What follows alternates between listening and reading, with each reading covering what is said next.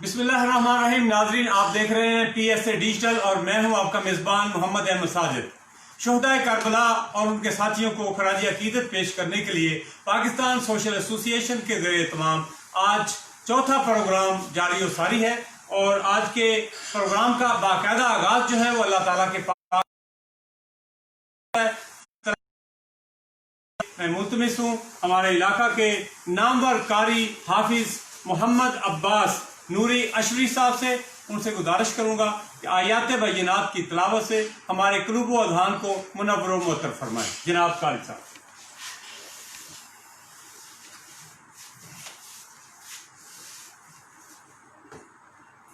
اعوذ باللہ من الشیطان الرجیم.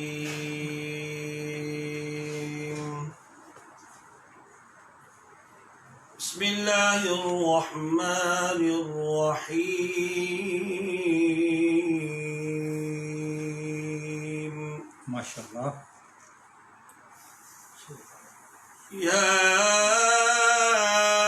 ایہا الذین آمنوا هل ادلکم علی تجارة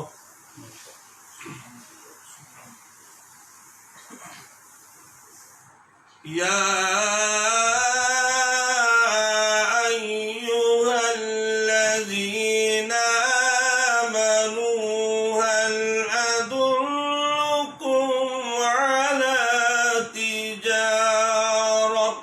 سبحان اللہ. على تجارة تنجيكم من عذاب أليم. سبحان اللہ. تؤمنون بالله ورسوله وتجاهدون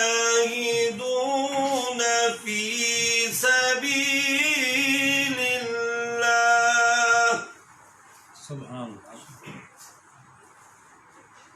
في سبيل الله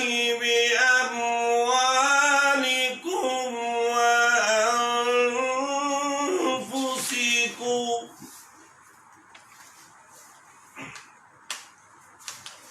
ذلكم خير لكم إن كنتم تعلمون. سبحان اللہ. يغفر لكم ذنوبكم ويدخلكم جنات تجري من تحتها الأنهار ماشاءاللہ.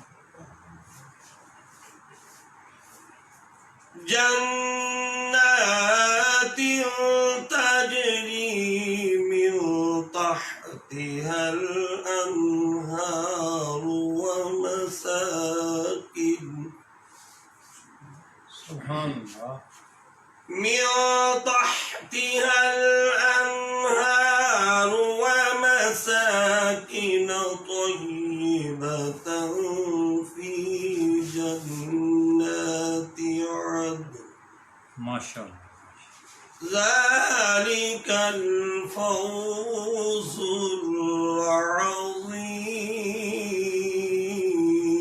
العظيم. صدق اللہ العظیم. ماشاءاللہ. بہت خوبصورت انداز میں آیات بینات کی تلاوت سے ہمارے قلوب و اذہان کو منور و معطر فرما رہے تھے جناب قاری محمد عباس نوری اشری صاحب. ڈاکٹر صاحب بہت شکریہ، آپ ہمارے پروگرام میں تشریف لائے، آپ کو ہم ویلکم بھی کرتے ہیں. خدا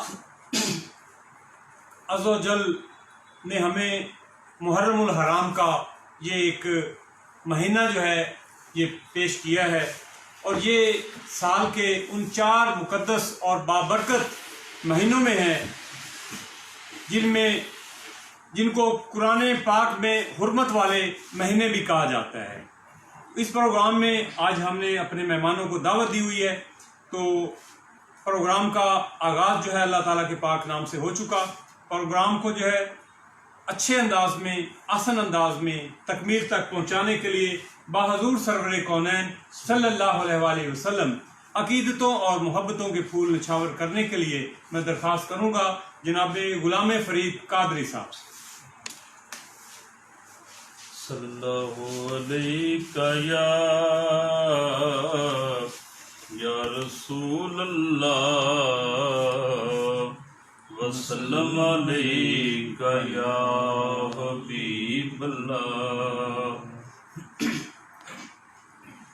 ہے لج پالی زمانے تو جدا زہرا دے پتراں دے، ہے لج پالی زمانے تو جدا زہرا دے پتراں دے، مہربانی کیویں دیواں بھولا زہرا دے پتراں دے، ہے لج پالے زمانے تو جدا زہرا دے پتراں دے،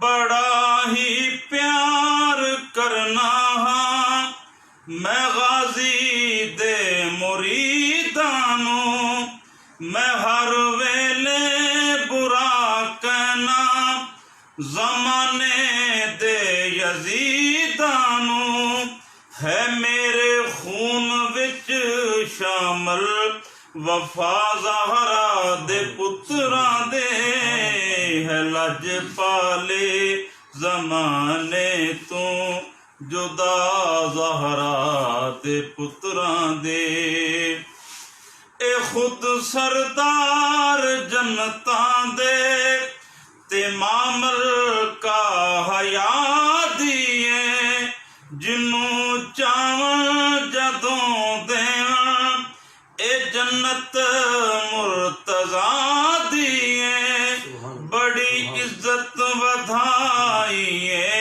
خدا زہرا دے پتراں دے، ہے لج پالے زمانے تو جدا زہرا دے پتراں دے، جدوں میں کربلا لکھنا قلم اکھاں دے، ہے لج پالے زمانے تو جدا زہرا دے پتراں دے، مہربانی کیویں دیواں بھولا زہرا دے پتراں دے، ہے لج پالے زمانے تو جدا زہرا دے پتراں دے۔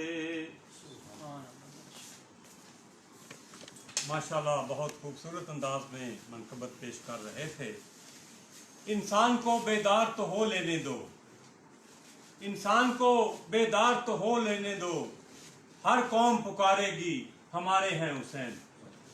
ناظرین، مدینہ میں جب ولید بن عتبہ بیعت یزیدی کے لیے ہر کس و ناقص کو مجبور کرنے لگا تو اس وقت حضرت امام حسین ہجرت کر کے عارضی طور پر مکہ المکرمہ میں عارضی قیام انہوں نے کیا اور شیخ ابی طالب میں کچھ وقت گزارا، اور پھر کوفیوں کی طرف سے خطوط کا سلسلہ شروع ہوا۔ اس پر بات کریں گے ہم، لیکن اس کے ساتھ ساتھ آج کا ہمارا پروگرام، آج کا یہ مہینہ، اس میں نواسہ رسول حضرت امام حسین اور ان کے ساتھیوں کو شہید کر دیا گیا۔ اس حوالہ سے ان پاک شخصیات کو خراج عقیدت پیش کرنے کے لیے، ان کی خدمات کو سلام محبت پیش کرنے کے لیے پاکستان سوشل ایسوسی ایشن کی طرف سے یہ پروگرام جو ہے یہ ہمارا جاری و ساری ہے۔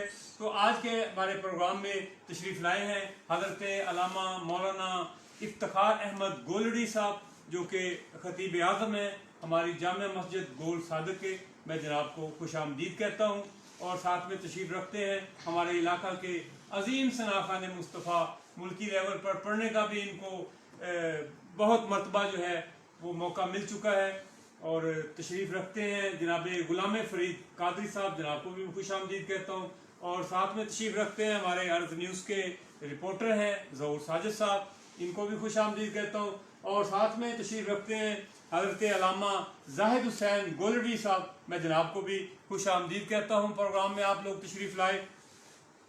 ناظرین، حضرت امام حسین، ابھی میں نے آپ کو ایک شعر پڑھ کے سنایا کہ ہر قوم پکارے گی ہمارے ہیں حسین، تو ایک ہندو ایک شاعرہ ہے روپ کماری، وہ حضرت امام حسین کو خراج محبت خراج عقیدت پیش کرتی ہے، لکھتی ہے کہ بے دین ہوں بے پیر ہوں، بے دین ہوں بے پیر ہوں، ہندو ہوں قاتل شبیر نہیں۔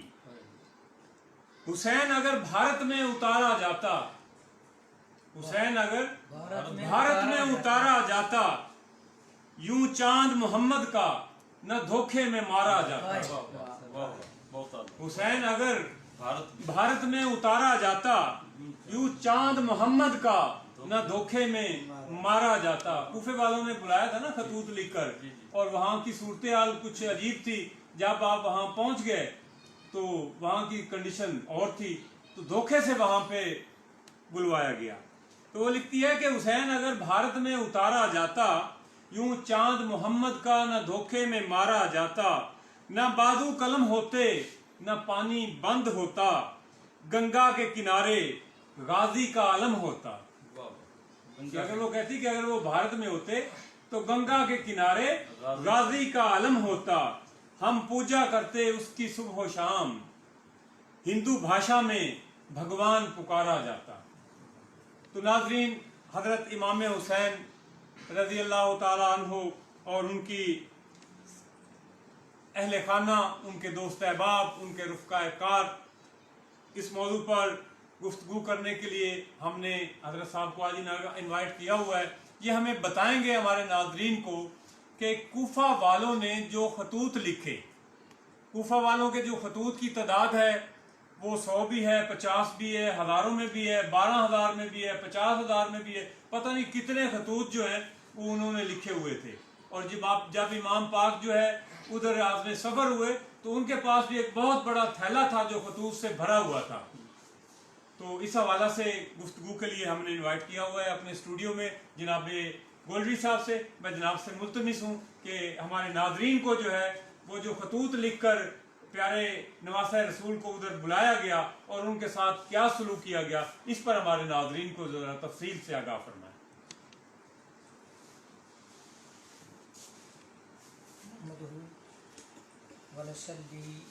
ونسلم علی رسولہ الکریم، اما بعد، فاعوذ باللہ من الشیطان الرجیم، بسم اللہ الرحمن الرحیم۔ قال اللہ تبارک و تعالی فی کلامہ المجید والفرقان الحمید، فقل تعالوا ندعو ابناءنا وابناءکم ونساءنا ونساءکم وانفسنا وانفسکم ثم نبتہل فنجعل لعنۃ اللہ علی الکاذبین، صدق اللہ و مولانا العلی العظیم۔ اللہم صلی علی سیدنا و مولانا محمد و علی آل سیدنا و مولانا محمد وبارک وسلم وصلوا علیہ۔ الصلاۃ والسلام علیک یا سیدی یا رسول اللہ وعلی آلک و اصحابک یا سیدی یا حبیب اللہ۔ شاست حسین بادشاہ است حسین، دین است حسین، دین پناہ است حسین، سرداد نداد دست در دست یزید، حقہ کے بنائے لا الہ است حسین۔ نہایت ہی واجب الاحترام میزبان مجلس، برادر مکرم جناب محمد احمد ساجد صاحب، جناب غلام فرید قادری صاحب، برادر بزرگ میاں زاہد حسین گولڑوی صاحب، اللہ رب العزت نے قرآن کریم فرقان حمید میں ارشاد فرمایا، بس اے محبوب آپ فرما دیجئے کہ تم بھی اپنے بیٹوں کو لے آؤ، ہم بھی اپنے بیٹوں کو لے آتے ہیں، تم بھی اپنی عورتوں کو لے آؤ، ہم بھی اپنی بیویوں کو لے آتے ہیں، تم بھی اپنے آپ کو میدان میں لے آؤ، ہم بھی لے آتے ہیں، پھر ہم مبالغہ کریں۔ آگے مبالغہ کا مفہوم بھی اللہ رب العزت نے بیان کر دیا کہ مبالغہ ہوتا کیا ہے۔ فَنَجْعَلْ لَعْنَتَ اللَّهِ عَلَى الْكَاذِبِينَ، تو ہم جھوٹوں پر خدا کی لعنت کریں، یعنی ہم میں سے جو جھوٹا ہو اس پر خدا کی لعنت ہو۔ تو یہ آیت مبالغہ کا کچھ حصہ جو میں نے آپ کی خدمت میں پیش کیا۔ آیت مبالغہ بھی حضور کے آل بیت اطہار کی شان میں ہے، آیت مودت ہو وہ بھی حضور کے آل بیت اطہار کی شان میں ہے، آیت تطہیر ہو وہ بھی حضور کے آل بیت اطہار کی شان میں ہے۔ اور یہ آیت مبارکہ کا انتخاب میں نے کیوں کیا؟ اس لیے کیا کہ اس آیت مبارکہ کا تعلق جو ہے وہ 5 تن کے ساتھ ہے، اور سیدنا امام حسین رضی اللہ تعالیٰ عنہ ایک عظیم ہستی ہیں جن کا تعلق 5 تن کے ساتھ ہے۔ 5 تن میں سے ایک تن سیدنا امام حسین پاک ہیں۔ آج کافی لوگ اس سلسلے میں سوالات کر دیتے ہیں کہ جناب تم 5 تن کا نام کیوں لیتے ہو؟ بھائی یہ 5 تن کی اصطلاح کسی مخصوص مکتب فکر کی نہیں ہے۔ اگر آپ آیت مبالغہ کی عملی تفسیر کو پڑھیں سیرت سے تو آپ کو پتہ چلے گا کہ 5 تن جو ہے یہ کسی مخصوص مکتب فکر کی اصطلاح نہیں ہے، یہ حضور کی سیرت سے ثابت ہے۔ جب یہ آیت مبالغہ نازل ہوئی تو اس وقت حضور نے ان 5 تن کا اعلان کر دیا۔ صحیح حدیث کے اندر ہے، جو روایت میں بیان کرنے والا ہوں، یہ روایت کسی عام راوی نے بیان نہیں کی، یہ روایت اس راوی نے بیان کی ہے جو راوی 10 مبشرہ میں سے ایک ہستی ہے، جس کا نام حضرت سعد بن ابی وقاص رضی اللہ تعالیٰ عنہ۔ وہ روایت فرماتے ہیں لما نزلت هذه الآیۃ فقل تعالوا ندعو ابناءنا وابناءکم فدعا رسول اللہ صلی اللہ علیہ وسلم علیا وفاطمۃ وحسنا وحسینا فقال اللہم ہؤلاء علی۔ فرماتے ہیں کہ جب آیت مبالغہ نازل ہوئی اس وقت حضور نے سیدنا علی کو بلایا، مولا کائنات کو بلایا، سیدہ کائنات کو بلایا، اور پھر سیدنا امام حسن پاک کو بلایا، سیدنا امام حسین پاک کو بلایا، اور پھر اللہ رب العزت کی بارگاہ میں عرض کی اللہم ہؤلاء علی، اے میرے پروردگار، اے میرے رب، یہ میرے آل بیت ہیں، یہ میرے گھر والے ہیں، یہ میرے اپنے ہیں۔ اس وقت تن کتنے تھے؟ 5 تن۔ پھر کاشانہ نبوت سے تھوڑی سی جھلک دیتا چلو، حضور نکلے اور یہ 4 ہستیاں ساتھ تھیں، اس وقت بھی 5 تن نکلے۔ حضور آگے ہیں، حضور کے دائیں طرف امیر المومنین امام حسن پاک ہیں، بائیں طرف سیدنا حسین پاک ہیں، اور پیچھے مولا علی ہیں، پیچھے سیدہ کائنات ہیں، پیچھے مولا علی۔ یہ 5 تن جب نکلے نا تو اس وقت جو قبیلہ بنو نجران کا پادری تھا، اس کا نام تھا عبد المسیح عرف عاقب، اس نے اپنی جماعت کے لوگوں سے پوچھا یہ لوگ کون ہیں، یہ سامنے جو شخصیت آ رہی ہے یہ کون ہے، یہ ساتھ دائیں بائیں 2 بچے کون ہیں؟ تو انہوں نے کہا کہ یہ مسلمانوں کے نبی محمد رسول اللہ صلی اللہ علیہ وآلہ وسلم ہیں، اور دائیں بائیں جو ہیں 2 ہستیاں یہ ان کی بیٹی کے بیٹے ہیں، ان کے نواسے۔ بس یہ سننا تھا، یہ تعارف سننا تھا۔ تو عبد المسیح عرف عاقب اپنی جماعت کے لوگوں سے بولا کہ خدا کے لیے اس ہستی سے مبالغہ نہ کرنا، تباہ و برباد ہو جاؤ گے مبالغہ کر کے، یہ اللہ کا سچا نبی ہے۔ میرا دل یہ گواہی دے رہا ہے کہ جس نانے کے نواسوں کے چہرے اتنے خوبصورت ہوں وہ نانا کبھی جھوٹ نہیں بول سکتا۔ یہ تعارف ہے امام حسین پاک کا، اور حضور نے تو اتنے تک فرما دیا الحسین منی وانا من الحسین، حسین مجھ سے ہے اور میں حسین سے ہوں۔ یہ کتنی بڑی سند مل گئی، کتنا بڑا مقام ہے امام حسین پاک کا۔ اور ہمارے میزبان صاحب یہ شعر پڑھ رہے تھے کہ انسان کو بیدار تو ہو لینے دو، ہر قوم پکارے گی ہمارے ہیں حسین۔ اور بھائی صرف کوفیوں نے ہی نہیں کہا تھا، کوفیوں نے خطوط بھیج کے نہیں کہا تھا کہ حسین ہمارے ہیں، یہ ہندو شاعرہ کا کلام بھی انہوں نے پڑھا۔ ابھی تک اور وقت باقی ہے۔ 4 سال پہلے جب میں شروع میں آیا تھا تو 2 سال مجھے ہو گئے تھے، ہمارے شہر کے اندر جو لوگ اہل بیت اطہار کے مخالف تھے انہوں نے امام حسین کانفرنس کا انعقاد کیا اور مجھے بھی دعوت بھیجی کہ آپ تشریف لائیں۔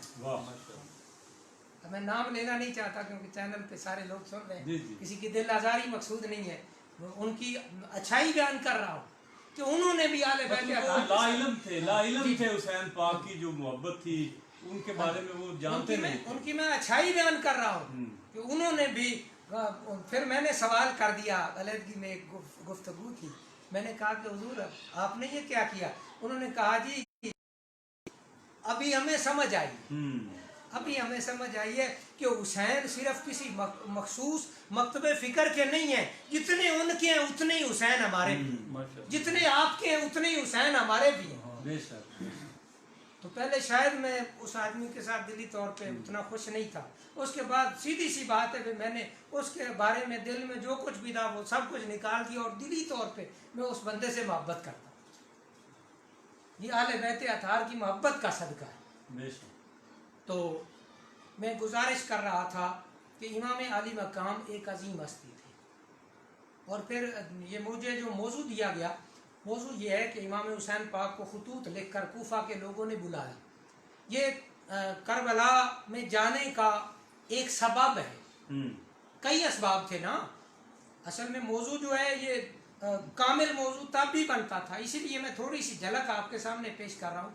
کامل موضوع تب بنتا تھا کہ ہم اس موضوع کا انتخاب اس انداز سے کرتے کہ امام حسین علیہ السلام کے کربلا جانے کے اسباب،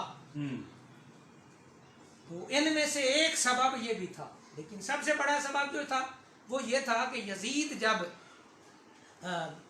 حکومت پر قابض ہوا، یزید جب جناب والا حکمران بنا، بادشاہ بنا، خلیفہ کہنا بہت بڑی جہالت ہے۔ آج بھی کچھ لوگ یہ کہہ رہے ہیں کہ جناب یزید خلیفہ بنا، نہیں، یہ بات میں علل اعلان کہہ رہا ہوں اور تاریخ اس کی گواہ ہے۔ کوئی بندہ تاریخ سے اور سیرت سے یہ بات ثابت نہیں کر سکتا کہ سیدنا امام حسن پاک کے 6 ماہ گزرنے کے بعد خلافت ہو، خلافت اعلی منہج نبوہ حضور سیدنا امام حسن پاک علیہ السلام کے 6 ماہ گزرنے کے بعد ختم ہو گئی۔ خلافت اعلی منہج نبوہ کا آپ نے اختتام کر دیا، یہاں تک کہ آپ نے حضرت معاویہ رضی اللہ تعالیٰ عنہ سے فرمایا کہ خلافت جو ہے وہ آج ختم ہو رہی ہے، میں آپ سے صلح کر رہا ہوں اور یہ بادشاہت ہے، اب یہ لے جاؤ۔ یہ بادشاہت تھی، یزید بادشاہ بنا، حکمران بنا، خلیفہ نہیں تھا۔ خلیفہ جو لوگ کہتے ہیں یہ وہ لوگ غلطی پر ہیں، انہیں پتہ ہی نہیں ہے کہ خلافت کس کو کہتے ہیں۔ یزید جو ہے اگر خلیفہ ہوتا تو حضور نبی اکرم صلی اللہ علیہ وآلہ وسلم سن 60 ہجری کے بارے میں یہ نہ فرماتے کہ سن 60 ہجری کے میں جو حکومت آئے گی، چھوکروں کی حکومت آئے گی، جوانوں کی حکومت آئے گی، اس حکومت سے، اس سلطنت سے، اس دور سے پناہ مانگا کرو۔ صحابہ کرام پناہ مانگتے گئے، یہاں تک کہ جلیل القدر صحابہ کرام یہ ان کی خواہش رہی کہ یا اللہ ہمیں وہ وقت نہ دکھانا، اس سے پہلے ہمیں موت دے دینا۔ تو یزید جب حکمران بنا تو اس کے اندر یہ خامیاں تھیں، وہ فاسق و فاجر تھا، وہ قرآن و سنت کا نافرمان تھا، اس نے عجیب و غریب قسم کے طریقے اپنائے، وہ شرابی تھا، زانی تھا، وہ سنت کا مذاق اڑانے والا تھا، وہ سنت کا حامی تھا ہی نہیں۔ خلافت کے قابل ہونا تو وہ اور بات ہے، وہ حضور کی سنت کا تارک تھا، وہ فاسق و فاجر تھا۔ تو امام علی مقام کی اس وقت رہائش کہاں تھی؟ آپ ریزیڈینشیل کہاں کے تھے اس وقت آپ جو ہے جو شام کا دارالخلافہ ہے اس میں آپ تھے. اور امام علی مقام کو جب پتہ چلا کہ یزید خلیفہ بن گیا ہے، اس کے بعد یزید نے پھر صورتحال عجیب و غریب قسم کی شروع کر لی، یہاں تک کہ امام علی مقام کے پاس یزید کا خط تھا. اس خط کے اندر یہ لکھا ہوا تھا کہ اگر میں پوری روئے زمین کا بھی حکمران بن جاؤں تو تم میری طرف سے یہ امید نہ رکھنا کہ میں آل بیت اطہار کے گھرانے کو ایک دانہ بھی دوں گا. اچھا. ہاں، حالانکہ حضرت امیر معاویہ رضی اللہ تعالیٰ عنہ سے جب امام حسن پاک کی صلح ہوئی، اس کے بعد انہوں نے بھی کچھ وظیفہ آل بیت اطہار کا مقرر کیا، آل بیت اطہار کو آسائشیں دیں، آل بیت اطہار کو پروٹوکول دیا. لیکن یزید نے تخت پر آتے ہی پہلی بات یہ کی تھی، امام علی مقام کے پاس خط آیا، اس خط کے اندر یہ لکھا ہوا تھا کہ اگر میں پوری روئے زمین کا بھی حکمران بن جاؤں تو میری طرف سے یہ امید نہ رکھنا کہ میں آل بیت اطہار کے گھرانوں کو ایک دانہ بھی دوں. بلکہ حضرت امیر معاویہ جو تھے جی جی. انہوں نے تو لاکھوں، 2 لاکھ، جی 3 لاکھ، جی. 5 لاکھ اور ایک جگہ پہ ہے کہ 40 کروڑ روپیہ جو ہے نا جی انہوں نے حسنین کریمین کو جو ہے وہ ان کو مطلب جی جی. وہ دیا وظیفے کی شکل میں. پھر امام علی مقام اپنی بہن کے پاس تشریف لائے، گھر میں سیدہ زینب رضی اللہ تعالیٰ عنہ کے پاس تشریف لائے، ان سے مشورہ کیا کہ یہ صورتحال بن گئی ہے، اے میری بہن اب مجھے بتاؤ میں کیا کروں. تو بہن میں یہاں سے جانا چاہتا ہوں.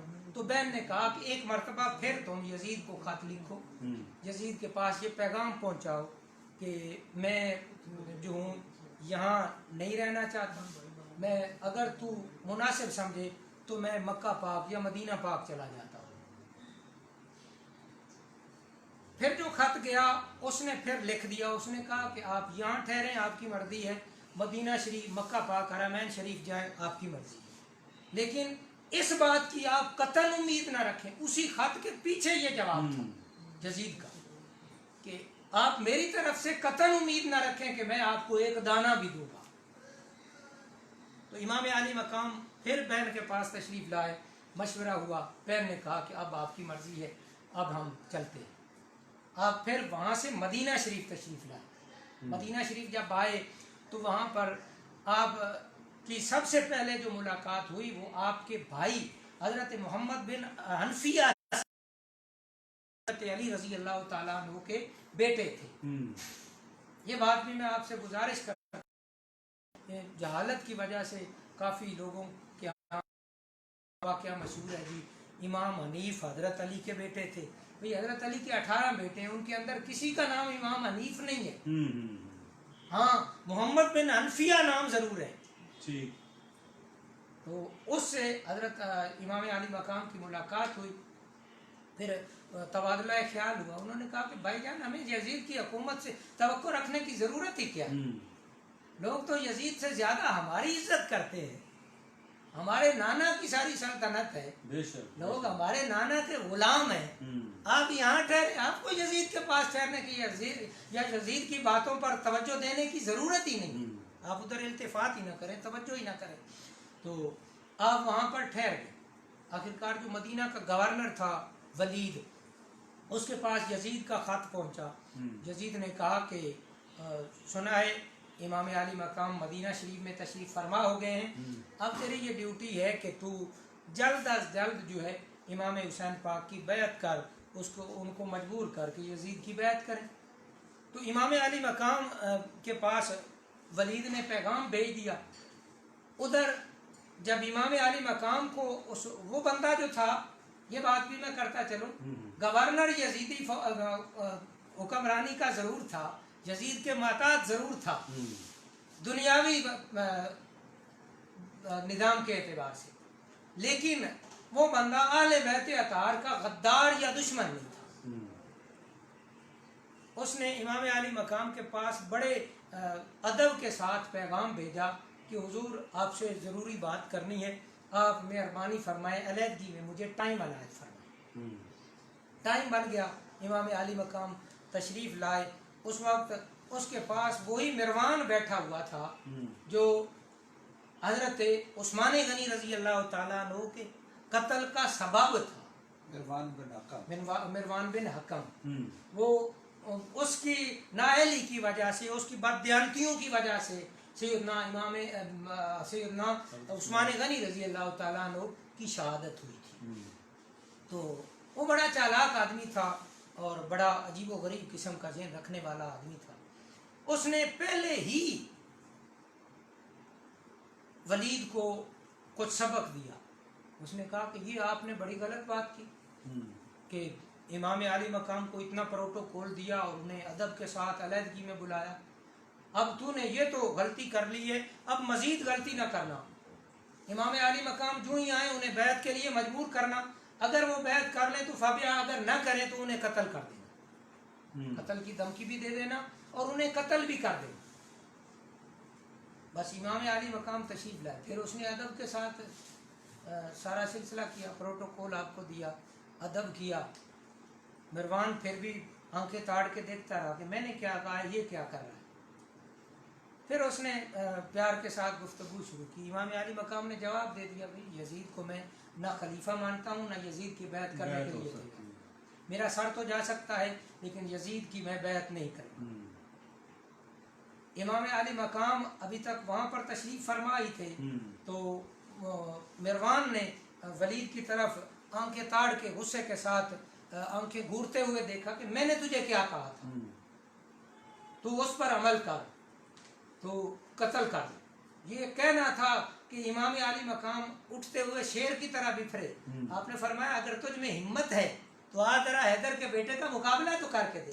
ہاتھوں میں ہاتھ ڈالتے ہیں، پتہ چلتا ہے طاقتور کون ہے بزدل کون. کیا بات ہے. امام عالی مقام تشریف لے آئے.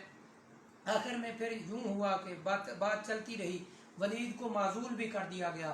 امام عالی مقام پھر مدینہ شریف سے مکہ شریف تشریف لے آئے. اور مکہ شریف جب آپ تشریف لے آئے تو اس وقت وہاں پر آپ کا استقبال جس ہستی نے کیا اس ہستی کا نام ہے حضرت عبداللہ ابن زبیر رضی اللہ تعالیٰ. یہ حضرت عبداللہ ابن زبیر وہ ہیں جو امام عالی مقام کی مکہ شریف آمد پر، اس وقت یہ مکہ شریف کا سارا انتظام ان کے ہاتھ میں تھا، یوں ہی کہ مکہ کے آپ گورنر تھے. جب آپ سے گفتگو ہوئی، آپ نے امام پاک کے آنے کا سبب دریافت کیا تو امام عالی مقام نے فرمایا کہ یہ وجہ ہے، اس وجہ سے میں مکہ پاک آ گیا ہوں کہ کہیں حضور کے شہر کا امن میری وجہ سے خراب نہ ہو اور حضور کے شہر میں لڑائی جھگڑا شروع نہ ہو جائے، تو میں اس لیے آ گیا ہوں. انہوں نے کہا حضور پھر آپ کو کیا ضرورت ہے یزید کی طرف دیکھنے کی یا یزید کی باتوں پر توجہ کرنے کی؟ آپ یہاں ٹھہریں، یہاں پر بادشاہت بھی آپ کی ہے، حکومت بھی آپ کی ہے. حضور میں تو خلیفہ نام کا ہوں، میں آپ کا خادم ہوں، آپ خلیفہ آپ ہوں گے، آپ جو حکم فرمائیں گے ہم اس کے مطابق عمل کریں گے. پھر یہاں جب آپ پہنچے تو یہاں کوفیوں کے جو خطوط تھے اس کا سلسلہ سرگرم ہو گیا. خطوط ہزاروں کی تعداد میں آنا شروع ہو گئے. یہ تاریخ کی کتابوں کے اندر مختلف تعداد ہے جو احمد ساجد صاحب نے بتا دی.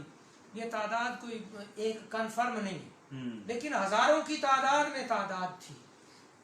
کچھ نے 1000 بیان کیے، کچھ نے کئی ہزار بیان کیے، کچھ نے یہ بھی بیان کیا کہ 1000 خطوط جو ہیں وہ پہلے آ چکے تھے. پھر امام عالی مقام کے یہاں پر مکہ شریف میں تشریف فرما ہونے کے بعد 700 خطوط جو ہیں ایک دور کے اندر آئے، پھر 500 خطوط ایک دور کے اندر آئے. آنے والے جو ڈاکیے تھے وہ اکثریت کے ساتھ آپ کی خدمت میں حاضر ہونے لگے، پیغام رساں الچی. آخرکار انہوں نے آپ کو مجبور کر دیا کہ آپ کوفہ تشریف لے آئیں.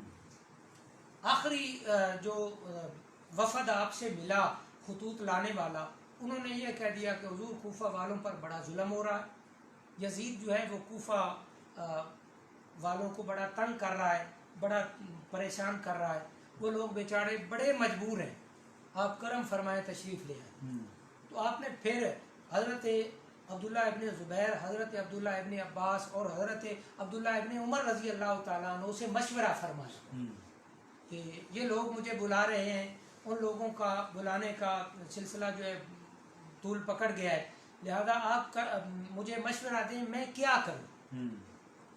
تو حضرت عبداللہ ابن زبیر نے آپ کو منع فرمایا، حضرت عبداللہ ابن عمر نے بھی آپ کو منع کیا، حضرت ابن عباس رضی اللہ تعالیٰ عنہ نے بہت زور دیا، اپنے بلکہ اپنے 2 بیٹوں کو لیٹر دے کے بھیجا کہ آپ کو خدا کی قسم آپ ادھر نہ جائیں، آپ ادھر نہ جائیں.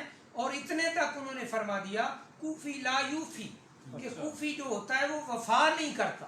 پھر انہوں نے یہ بھی بتا دیا کہ حضور آپ کے والد کو ان لوگوں کی سازش کی وجہ سے وہاں شہید کیا گیا، سیدنا امام حسن پاک کے ساتھ غداری وہاں کے لوگوں کی سازش کی وجہ سے ہوئی. ان لوگوں نے آپ کے باپ کے ساتھ وفا نہیں کی، آپ کے بڑے بھائی کے ساتھ وفا نہیں کی، اب آپ کو بھی وہ دھوکے سے بلانا چاہتے ہیں، آپ کو ان کی وفا کی توقع کیا ہو سکتی ہے. اور پھر ان ہستیوں میں سے ایک ہستی نے تو یہ بھی فرما دیا، یہ امام ابن حجر عسقلانی رحمۃ اللہ علیہ نے الصواعق المورقہ کے اندر یہ بڑی وضاحت کے ساتھ روایت بیان کی کہ ان میں سے ایک ہستی نے یہ بھی فرما دیا کہ حضور جو لوگ آپ کو وہاں بلانا چاہتے ہیں قلوبہم معک وسیوفہم معہم، آپ کے ساتھ ہے لیکن ان کی تلواریں یزیدیوں کے ساتھ.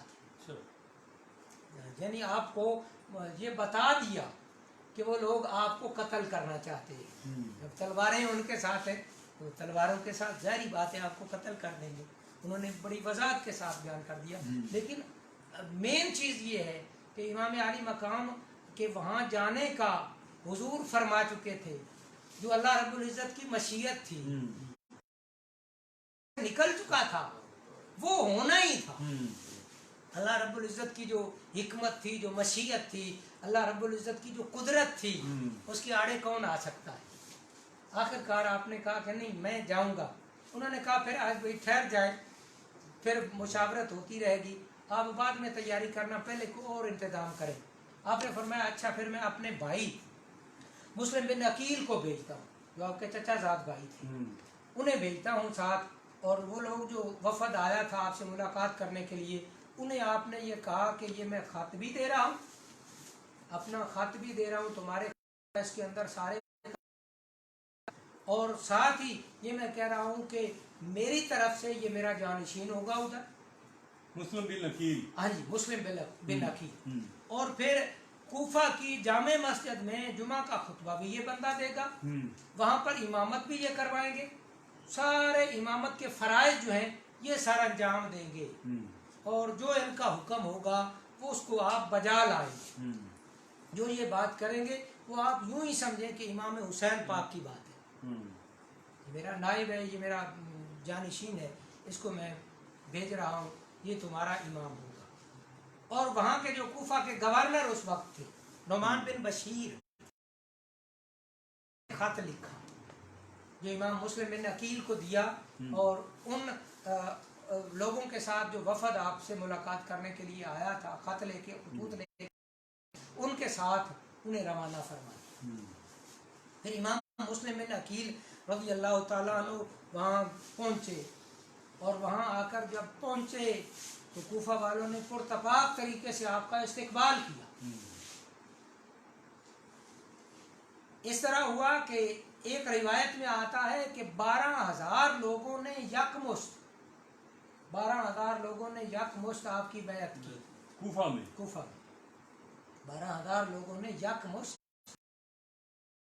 پیدا ہو رہا ہے، آپ کو میں انٹرپٹ کر رہا ہوں کہ جتنے مطلب خط آئے جی خطوط کی روشنی میں آپ لازمی سفر اپنا بند آپ ادھر پہنچ گئے، تو 12,000 جو ہیں لوگ پہنچ رہے ہیں، تو اس کے بعد یہ جو خرابی پیدا ہوتی ہے کیا یہ یزید کے دباؤ میں ہوتی ہے؟ ہاں یزید کے دباؤ، یا وہ جو لوگ تھے وہ ظاہری طور پہ اور تھے جیسے آپ بتا رہے تھے کہ دل کدھر اور درد میں تھے، میں اسی طرف آ رہا ہوں. چند لمحوں کے بعد میں وہاں پر پہنچنے والا ہوں، جی چند لمحوں کے بعد، چند جملوں کے بعد. تو انہوں نے آپ کا پرتپاک طریقے سے استقبال کیا. پھر وہ خط جب نعمان بن بشیر کے پاس پہنچا، نعمان بن بشیر نے بڑے ادب کے ساتھ وہ خط پڑھا، اور جو امام علی مقام نے حکم نامہ جاری کیا تھا نعمان بن بشیر نے اس پر منو انہوں نے جاتے ہی امام مسلم بن عقیل کو مصلی امامت پہ کھڑا کر دیا.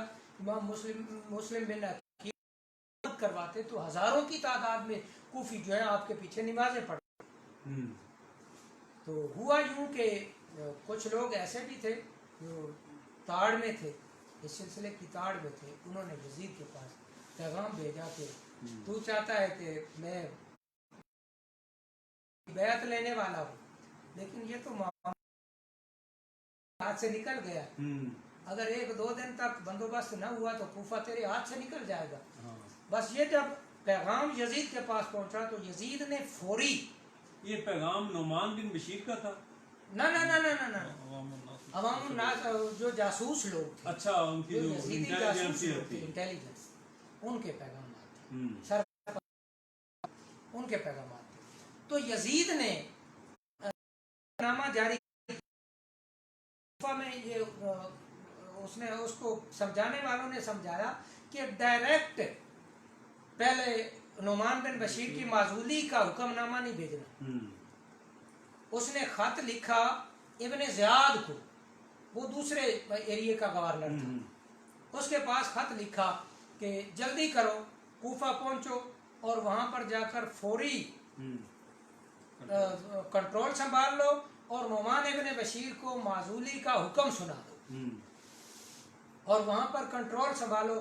اگر کنٹرول ہمارے ہاتھ سے باہر ہو گیا تو نظام بدلنے والا ہے. وہ تیزی کے ساتھ آیا اور ساتھ ہی ساتھ اسے یہ بھی بتایا گیا تھا کہ تو نے دن کے وقت نہیں جانا, اگر تو دن کے وقت گیا تو تو مارا بھی جائے گا اور نظام اور بدل جائے گا. رات کے اندھیرے میں فوج کا جلوس لے کر داخل ہوا اور اس نے کوفہ شہر کے اندر اپنے جاسوس داخل کر دیے. کوفہ والوں کو یوں محسوس ہوا کہ امام علی مقام تشریف لانے والے. مسلم بن عقیل کی آمد سے یہ خبر آ گئی تھی کہ امام علی مقام آنے والے ہیں, کسی وقت بھی آ سکتے ہیں. تو انہوں نے جب یہ جلوس اور یہ صورتحال دیکھی تو انہوں نے سمجھا کہ امام علی مقام ہی تشریف لے آئے. تو جو ابن زیاد تھا وہ رات کی تاریکی میں بڑے پلان کے ساتھ داخل ہوا اور اس نے اپنا منہ بھی ڈھانپا ہوا تھا نقاب کے ساتھ اور جبہ اس نے بڑے اچھے انداز میں پہنا ہوا تھا, لوگ دھوکہ کھا جائیں کہ امام علی مقام تشریف لے آئے. اچھا, ہاں, یہ جبہ کس نے پہنا تھا ذرا ہمارے ناظرین کو بتائیے گا. جبہ کون پہن کے آیا ہوا تھا؟ ابن زیاد. ابن زیاد لوگوں کو دھوکہ دینے کے لیے. اچھا, اس میں ایک کردار حر بن یزید کا بھی ہے جو فوج کا ان کا کوئی کمانڈر تھا. جو حر ہے نا وہ تو بعد میں جنگ کے واقعات, جنگ کے موقع پہ آیا ہے, بعد کے واقعات ہیں. یہ کوفہ کے پہلے واقعات. اچھا, یہ کوفہ کے کوفہ کے پہلے واقعات ہیں. تو جو تھا نا ابن زیاد وہ اس انداز میں داخل ہوا اور یوں یہ سمجھیے کہ اس وقت لوگ جو تھے وہ اس کو بڑا پروٹوکول کے ساتھ انہوں نے شہر میں داخل کیا کہ امام علی مقام تشریف لے آئے. اچھا, لوگوں نے استقبال بھی کیا, نعرے بھی لگائے اور بڑا جشن ہوا ایک طرح کا کہ امام علی مقام تشریف لے آئے. لیکن وہ اس پلان کے ساتھ داخل ہوا کہ لوگوں کو دھوکہ دیا جائے. آخرکار جب وہ شاہی دوسرا گورنر کے محل میں گورنر ہاؤس میں داخل ہو گیا تو اس وقت ایک شخص نے قریب ہو کر جب اس کا نقاب اتارا اور دیکھا نا, اس نے کہا یہ تو ابن زیاد پلید ہے. وہ شہر کے لوگ جو جلوس کی شکل میں تھے وہ ڈر کے جناب والا اپنے اپنے گھروں کی طرف بھاگ گئے. انہوں نے کہا کہ ہمارے ساتھ کیا ہوا, یہ صورتحال ہی بدل گئی. تو پھر اس نے جا کر اندر داخل ہوا اور نعمان ابن بشیر سے بات کی. نعمان ابن بشیر کو پھر دھمکانے لگا کہ تو نے جو ہے غداری کی,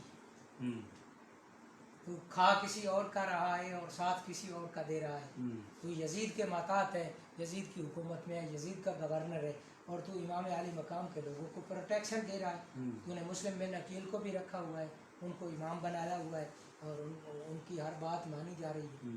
بات تو امام حسین کی مان رہا ہے. تو نے نمک حرامی کی, جب یہ نمک حرامی والی بات اس نے کی ابن زیاد نے، تو نعمان ابن بشیر نے کہا کہ میں ایسی نمک حلالی بھی نہیں چاہتا جو اہل بیت اطہار کی گستاخی میں بھی، ایسی کئی حکومتیں، ایسے کئی عہدے میں قربان کرنے کے لیے تیار ہوں، لیکن امام حسین کا ساتھ چھوڑنے کے لیے تیار ہوں۔ جب اتنی بات کی تو ابن زیاد نے حکم سنا دیا کہ تو اپنی گورنری سے معزول ہے۔ پھر امام مسلم بن عقیل کے بارے میں جو ہے انہوں نے انٹیلیجنس کو بھیج دیا کہ امام مسلم بن عقیل کو جلد از جلد جو ہے گرفتار کیا جائے۔ امام مسلم بن عقیل کو جب یہ خبر ملی تو ایک شخص تھا جس کا نام عروہ بن ہانی تھا، اس شخص کے گھر میں آپ نے قیام فرمایا اور وہ اہل بیت کا چاہنے والا تھا، اس نے آپ کو جو ہے ٹھہرائے رکھا، ٹائم جو ہے وہ ختم ہو چکا ہے۔ ناظرین، آپ نے حضرت صاحب کی باتیں سنی، تو جب کبھی ضمیر کے سودے کی بات ہو، جب کبھی بھی ضمیر کے سودے کی بات ہو، ڈٹ جاؤ تم حسین کے انکار کی طرح۔ تو ناظرین، آپ نے حضرت امام حسین کی تعلیمات کے بارے میں حضرت صاحب سے سنا، تو آج بھی اگر کوئی غلط بات ہو تو ہمیں ڈٹ جانا چاہیے، ضمیر کی آواز پر لبیک کہنا چاہیے، ظالم حکمرانوں کے سامنے کلمہ حق جو ہے وہ بیان کرنا چاہیے، اور آمریت کو جو ہے وہ چیلنج کرنے کے لیے، لڑنے کے لیے بھی ہمیں جو ہے وہ حضرت امام حسین کی کاوشوں سے، قربانیوں سے یہی سبق ملتا ہے۔ تو حضرت امام پاک کی جدوجہد سے ہمیں یہ سبق ملتا ہے کہ آج کے دور میں امام پاک کی تعلیمات پر عمل پیرا ہونا جو ہے وہ وقت کی اشد ضرورت ہے، اور اگر ہم ان قربانیوں کو اپنے ذہنوں میں رکھیں، ان کے جو فرمودات ہیں، ان کے جو انہوں نے بیعت کرنے سے انکار کیا، اس سے ہمیں یہ سبق ملتا ہے کہ موجودہ بحرانوں سے ہم نکل سکتے ہیں اگر ہم آج بھی جو طاقتیں ہیں ان کی آنکھوں میں آنکھیں ڈال کر بات کریں۔ تو وہ ہے نا کہ فضائے بدر پیدا کر، فرشتے تیری نصرت کو اتر سکتے ہیں گردوں سے، کتار اندر کتار اب بھی۔ ناظرین، پروگرام کا وقت ختم ہوا جا رہا ہے۔ میں اپنے معزز مہمانوں حضرت علامہ مولانا افتخار احمد گولری صاحب، جناب غلام فرید قادری صاحب، ظہور ساجد صاحب اور حضرت علامہ میاں زاہد حسین گولری صاحب، آپ کا میں بہت زیادہ مشکور ہوں کہ آپ جو ہے نوازتے ہیں۔ تو ناظرین، اپنا بہت سارا خیال رکھیے گا، اپنے میزبان محمد احمد ساجد کو پروڈکشن ٹیم کے ساتھ اجازت دیجیے گا۔ انشاءاللہ تعالی کل آپ سے دوبارہ ملاقات ہوگی۔ بہت شکریہ، اللہ حافظ۔